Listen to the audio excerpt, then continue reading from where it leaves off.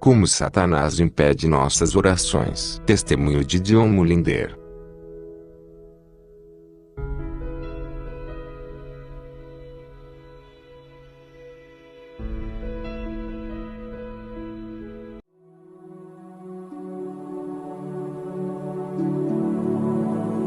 Eu gostaria de compartilhar com vocês parte de um testemunho de uma pessoa salva que já serviu ao diabo. Quando ouvi dar o seu testemunho, eu não queria acreditar, pois foi muito desafiador. Tive que jejuar diante do Senhor por 10 dias, perguntando-lhe: Senhor, isso é verdade? Foi nesse momento que o Senhor começou a me ensinar as coisas que acontecem no reino espiritual quando oramos. Este homem nasceu depois que seus pais tinham se dedicado a Lúcifer. Quando ele ainda estava no útero, eles realizaram vários rituais para dedicá-lo ao serviço de Lúcifer. Aos 4 anos de idade, ele começou a exercer o seu poder espiritual e seus pais começaram a temê-lo.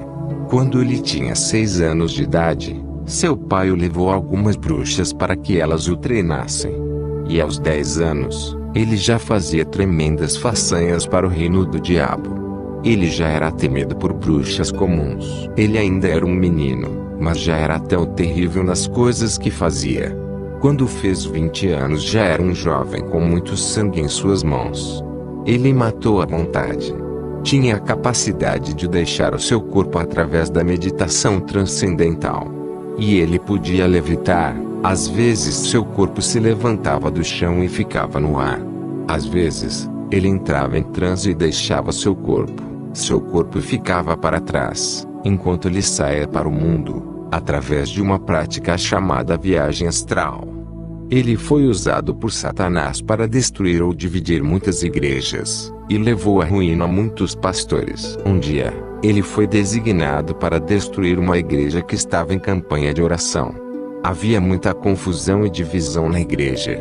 Ele começou a trabalhar contra ela, mas, nesse momento, o pastor chamou toda a igreja para fazer jejum.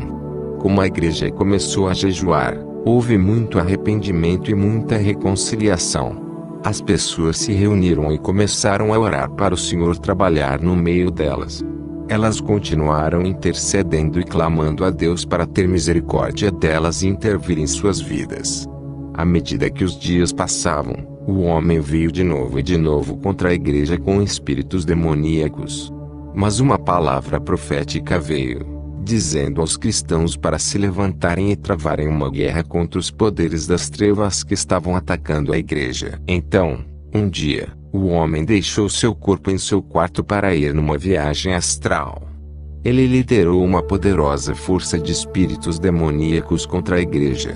Agora, este é o seu testemunho. Seu espírito moveu-se através do ar sobre a igreja e tentou atacá-la, mas havia uma cobertura de luz sobre a igreja. De repente, um exército de anjos atacou e lutou contra eles no ar. Todos os demônios fugiram, mas ele foi preso pelos anjos. Sim, preso por anjos. Ele encontrou-se detido por cerca de 6 anjos. Trouxeram-no através do telhado bem diante do altar da igreja. Ele apareceu lá enquanto as pessoas estavam orando. Elas estavam em profunda oração, engajadas na batalha espiritual, ligando e quebrando e lançando para fora. O pastor estava na plataforma conduzindo as orações e a guerra. O Espírito do Senhor falou com o pastor: o jugo foi quebrado e a vítima está aí atrás de você.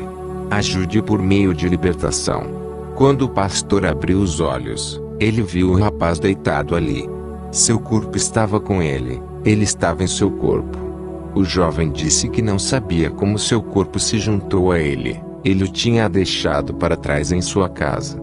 Mas lá estava ele em seu corpo. Ele não sabia como tinha entrado. Tudo o que sabia era que o anjo o trouxe através do telhado. Ora, estas coisas são difíceis de acreditar. O pastor silenciou a igreja e disse-lhes o que o Senhor tinha falado com ele, e então perguntou ao jovem: quem é você? O jovem estava tremendo, pois os demônios começaram a sair dele. Então eles oraram por sua libertação e logo após ele começou a compartilhar sua história. O jovem se converteu ao Senhor e agora é um evangelista pregando o evangelho. e está sendo usado pelo Senhor na libertação de outras pessoas. Uma noite, eu fui a um jantar. A única razão pela qual eu fui era que alguém tinha me dito que este jovem estaria lá e eu estava muito curioso para vê-lo e descobrir se a história era verdadeira. Então eu participei do jantar, e mais tarde foi dada a ele a oportunidade de dar o seu testemunho. Ele falou sobre muitas coisas. Às vezes ele chorava por causa das coisas que tinha feito. Quando terminou, ele fez um apelo. Havia muitos pastores na sala. Ele disse: "Rogo a vocês, pastores, por favor ensinem o povo a orar. As pessoas que não oram podem ser usurpadas em qualquer coisa. Em qualquer coisa pelo diabo, e existem maneiras que o inimigo usa para explorar suas vidas e suas orações. O inimigo sabe como explorar as orações daqueles que não sabem como orar. Ensinem as pessoas a usar a armadura espiritual que Deus proporciona." Efésios 6:13-18. Então ele contou como levou expedições através do ar. Ele ia com outros agentes satânicos e muitos espíritos demoníacos. Era como se eles estivessem trabalhando em turnos, da mesma forma que você tem que ir trabalhar no seu turno. Ele tinha um turno regular, no qual ele era obrigado a ir e travar guerra nos céus. Ele disse que, nos lugares celestiais, no mundo espiritual, quando a terra é coberta por um manto de escuridão, a cobertura é tão densa que é como rocha sólida, e abrange toda a área. Os espíritos são capazes de ir por cima e por baixo dessa cobertura e, de lá, influenciar os acontecimentos na terra. Quando os maus espíritos e os agentes satânicos humanos terminam seus turnos, eles vão para a terra nos pontos de aliança, na água ou na terra, para revigorar seus espíritos. Como eles revigoram seus espíritos? Pelos sacrifícios que as pessoas fazem nestes altares. Eles podem ser sacrifícios de feitiçaria, derramamento de sangue de todos os tipos, incluindo aborto, guerra e sacrifícios humanos e animais. Podem ser sacrifícios de moralidade sexual, nos quais as pessoas praticam perversões sexuais e todo tipo de promiscuidade. Tais atos fortalecem esses poderes. Existem muitos tipos diferentes de sacrifícios. Ele disse que quando os agentes satânicos estão nas regiões celestiais e os cristãos começam a orar na terra, as orações dos cristãos aparecem para eles em 3 formas. Todas elas aparecem como fumaça que está subindo em direção ao céu. Algumas orações aparecem como fumaça que deriva ao longo e desaparece no ar. Estas orações vêm de pessoas que têm pecado em suas vidas que não estão dispostas a tratá-los. Essas orações são muito fracas, pois elas são desintegradas e desaparecem no ar. Outro tipo de oração é também como fumaça. Levanta-se para cima até atingir a rocha, mas não consegue romper a rocha. Estas orações geralmente vêm de pessoas que tentam se purificar, mas não têm fé quando oram. Elas costumam ignorar os outros aspectos importantes que são necessários quando alguém ora. O terceiro tipo de oração é como a fumaça que está cheia de fogo. Quando sobe, é tão quente que, quando atinge a rocha começa a derreter como cera, perfurando a rocha e atravessa. Muitas vezes, quando as pessoas começam a orar, suas orações parecem com o primeiro tipo. Mas como elas continuam orando, suas orações mudam e tornam-se como o segundo tipo de oração. E como elas continuam orando, de repente, suas orações inflamam em chamas. Suas orações tornam-se tão poderosas que perfuram a rocha. Muitas vezes os agentes do mal notam que as orações vão mudando e chegando muito perto de se tornar fogo. Estes agentes, então, comunicam outros espíritos da terra e dizem-lhes: distraia essa pessoa da oração. Impeçam-nos de orar. Detenham-nos. Muitas vezes, os cristãos se rendem a essas distrações. Eles estão buscando, arrependendo-se e permitindo que a palavra examine o seu espírito. Sua fé está crescendo. Suas orações são cada vez mais focadas. Então o diabo percebe que suas orações estão ganhando força, e as distrações começam. Telefones tocam. Às vezes, No meio de oração muito intensa, o telefone toca e você acha que pode ir atendê-lo e, em seguida, voltar e continuar orando. No entanto, quando você volta ao início. E é isso que o diabo quer. Outros tipos de distrações surgem em seu caminho. Elas podem tocar seu corpo, trazendo dor em algum lugar. Elas podem fazê-lo ficar com fome, fazendo com que você queira ir para a cozinha preparar algo para comer. Se eles conseguirem tirar você desse lugar, eles terão derrotado você. Ele disse aos pastores: ensinem as pessoas a reservar algum tempo, não apenas para a oração casual. Eles podem fazer isso o resto do dia. Uma vez por dia, eles devem ter um momento em que eles estarão se concentrando de todo o coração em Deus, sem distrações. Se as pessoas insistirem nesse tipo de oração e se permitirem ser inspiradas no Espírito para continuar, alguma coisa acontecerá no Espírito. O fogo atinge a rocha e ela derrete. O homem disse que, quando o degelo começa, ele é tão quente que nenhum espírito demoníaco pode suportar.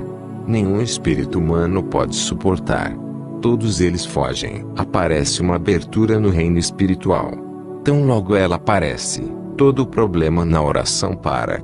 A pessoa que está orando no chão, sente que a sua oração, de repente, torna-se tão boa, tão agradável, tão poderosa e intensa. Eu descobri que, naquele momento, normalmente perdemos toda a consciência de tempo e outras coisas. Não que nos tornemos descuidados, pois Deus cuida de nosso tempo. Mas é como se você abandonasse tudo e se conectasse com Deus. O homem disse que quando as orações rompem, a partir daquele momento não há mais resistência e a pessoa pode continuar orando, enquanto ela quiser. Não há nenhuma resistência para detê-la. Então ele disse que depois que a pessoa termina a oração, a abertura continua aberta. Ele disse que quando as pessoas saem de seu local de oração, e seguem sua rotina, a abertura se move junto com elas. Elas não estão mais operando sob a cobertura. Elas estão operando sob um céu aberto. Ele disse que, nesse estado, o diabo não pode fazer o que quiser contra elas. A presença do Senhor é como um pilar do céu sobre suas vidas. Elas são protegidas, e há tanto poder dentro do pilar que, por onde elas forem, a presença toca outras pessoas também. Elas discernem o que o inimigo tem feito em outras pessoas. E enquanto elas falam com as pessoas que estão junto delas, essas pessoas também vêm para dentro do pilar. Enquanto elas ficam dentro do pilar, todas as amarras impostas pelo inimigo enfraquecem. Então, quando as pessoas que experimentaram este avanço espiritual compartilham Jesus Cristo com os pecadores, a resistência dos pecadores é baixa. É muito fácil trazê-los até a salvação. Quando oram pelos enfermos ou sobre outras coisas, a presença que está com elas faz toda a diferença. O homem disse que o diabo odeia essas pessoas. Ele disse que, em lugares onde a oração acontece regularmente desta forma, a presença de Deus vem sobre aquele lugar e não sai mais. Quando as pessoas que não conhecem a Deus entram em tal lugar, todas as amarras de repente se enfraquecem. Como você pode imaginar, todos nós ficamos olhando para o homem enquanto ele nos contava as coisas que costumava fazer e ver. Em seguida, ele nos disse o que os inimigos faziam para aqueles que rompiam em oração. Ele disse que marcavam essas pessoas e os estudavam. Desenterravam tudo o que pudessem encontrar sobre eles, então sabiam de suas fraquezas. Quando alguém superasse em oração e rompesse, eles se comunicavam com outros espíritos dizendo: marque-o com isso e isso. Estes são os seus pontos fracos. Entretanto, quando a pessoa sai de seu quarto de oração, o espírito de oração é sobre ela, a presença é com ela, seu espírito é elevado e a alegria do Senhor é a sua força. No entanto, o inimigo sempre tenta trazer coisas que possam distraí-la de se concentrar no Senhor. Se a fraqueza da pessoa é na área de temperamento, o inimigo vai levar pessoas a fazer coisas para deixá-la irritada. Se ela não é sensível ao Espírito Santo e se permite perder a paciência, ela tira os olhos do Senhor. Ela fica irritada, se sente furiosa. Então, depois de alguns minutos, ela quer esquecer tudo e seguir em frente com a alegria do Senhor. No entanto, não se sente mais alegre. Ela tenta se sentir bem de novo, mas não pode. Por quê? Enquanto ela estava cedendo à tentação, os demônios estavam trabalhando duro para fechar a abertura acima dela. Depois de terem restaurado a rocha, a presença é cortada. A pessoa não deixa de ser um filho de Deus. Mas o extra de unção sobre a sua vida, a presença que buscou além do seu próprio esforço, é cortada. O inimigo busca conhecer as suas áreas de fraqueza. Se a fraqueza é a tentação de cometer imoralidade sexual, o inimigo vai preparar pessoas ou eventos, algo para despertar a paixão de repente para levar à tentação. E se a pessoa cede à tentação e abre a mente para receber e entreter os seus pensamentos, quando ela volta e quer estar novamente na unção, ela descobre que a unção não está mais lá. Você pode dizer: isso não é justo. Basta lembrar o que a Bíblia diz: coloque o capacete da salvação, vista a couraça da justiça. Nós normalmente não entendemos o papel dessas armas na guerra. Mas lembre-se que Jesus nos ensinou no final da oração do Senhor: não nos deixeis cair em tentação, mas livrai-nos do mal.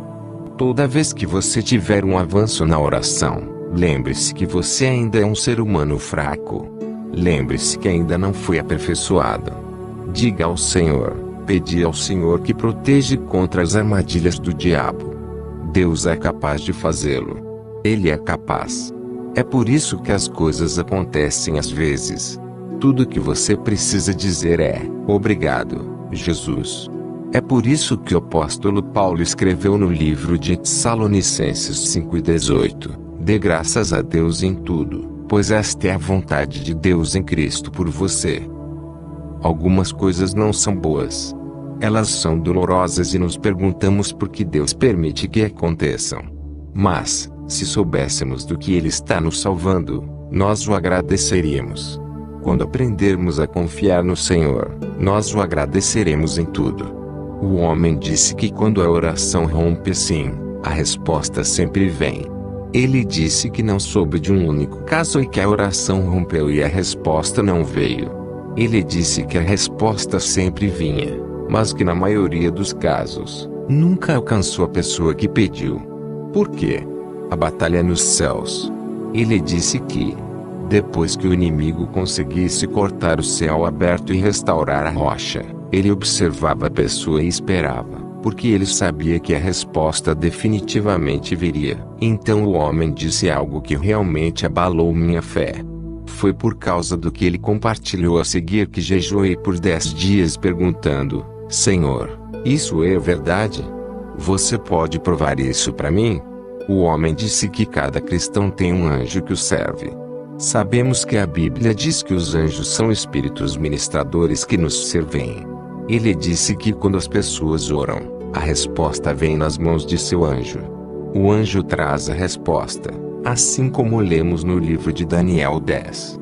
Então ele disse algo que era difícil receber: se aquele que ora sabe da armadura espiritual e está vestido com ela, a resposta vem por um anjo que também está vestido com a armadura completa. No entanto, se a pessoa que ora não se preocupa em estar vestida com a armadura espiritual, seu anjo vem a ela sem armadura espiritual.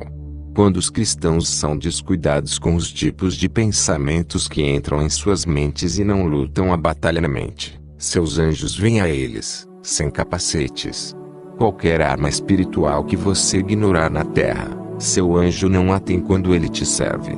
Em outras palavras, nossa armadura espiritual não está protegendo nossos corpos físicos, está protegendo nossas façanhas espirituais. O homem disse que, como um anjo estaria vindo, eles o veriam, encontrariam as áreas que estavam descobertas, e em seguida, atacariam essas áreas. Se ele não tinha um capacete, eles atirariam em sua cabeça. Se ele não tinha um peitoral, eles atirariam em seu peito. Se ele não tinha sapatos, eles fariam um fogo, e o obrigariam a andar através do fogo. Agora, estou apenas repetindo o que o homem disse. Na verdade, nós lhe perguntamos: os anjos podem sentir o fogo? Você sabe o que ele respondeu?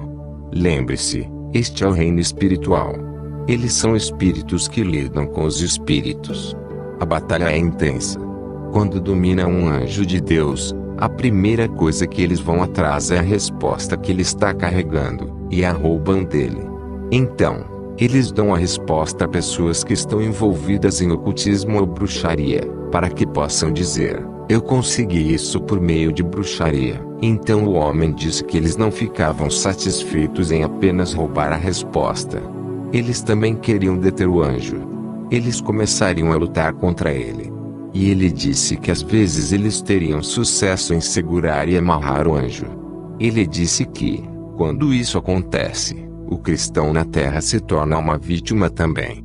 Eles podem fazer qualquer coisa para este cristão porque ele fica totalmente sem auxílio no reino espiritual.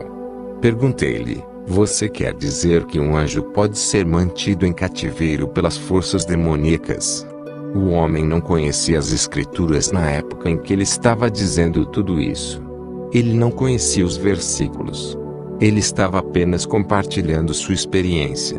Ele disse que não conseguiam segurar o anjo por muito tempo porque, como outros cristãos orariam em outro lugar, reforços viriam e o anjo sairia livre. No entanto, se o cristão responsável não orasse por ele, o anjo permaneceria em cativeiro. Então, o inimigo enviaria seu próprio anjo para o cristão como um anjo de luz. É assim que o engano vem: falsas visões e falsas profecias, falsas orientações ou conduções no espírito e a realização de todos os tipos de decisões erradas. E muitas vezes essa pessoa fica aberta a todos os tipos de ataques e escravidão. Deixei o jantar extremamente preocupado. Eu perguntei ao Senhor: Senhor, eu não quero nem tentar acreditar nisso. Isso tira toda a minha confiança, a minha segurança. Durante os 10 dias em que busquei o Senhor fez duas coisas. Ele não só confirmou as coisas que eu tinha ouvido falar, mas também abriu minha mente para entender muito mais sobre o que acontece no reino espiritual do que o homem nos disse. E 2, ele me levou para ver o que devemos fazer quando as coisas estão acontecendo, de modo que não sejamos derrotados, mas que possamos triunfar. Precisamos conhecer e realmente chegar a um termo com 3 coisas. Primeiro, como usar as armas da nossa milícia. A Bíblia chama de armadura de Deus, Efésios 6, 13 a 18. Não é nossa armadura, e a armadura de Deus. Quando a usamos, nós permitimos que Deus lute por nós. Segundo, compreender a relação entre espíritos ministradores, que são anjos, e nossas vidas espirituais, e ser sensível ao que está acontecendo em nossos corações como uma direção sobre o que precisa ser feito no reino espiritual em nosso nome. Isso nos leva à terceira coisa, o Espírito Santo. Não devemos considerar o Espírito Santo como nosso servo, que está nos servindo e trazendo-nos as coisas. Ele não corre para trás e para frente entre nós e o Pai para lhe dizer o que precisamos. Esse é o trabalho dos anjos. Ele está ao nosso lado. Fazendo o quê? Guiando-nos, ensinando-nos, direcionando-nos, ajudando-nos a orar no caminho certo. E quando essas coisas estão acontecendo no reino espiritual, Ele nos permite saber. Às vezes Ele nos acorda no meio da noite e diz: ore. Mas você diz: não. Minha hora ainda não chegou. E Ele diz: ore agora. Por quê? Ele vê o que está acontecendo no reino espiritual. Às vezes, Ele diz: amanhã sem falta. Mas você diz: não, vou começar na segunda-feira. Mas Ele entende o que está acontecendo no reino espiritual. Devemos aprender a ser sensíveis ao Espírito Santo. Ele nos guia pelas veredas da justiça. Que Deus o abençoe e renova seu zelo para o combate. Amém.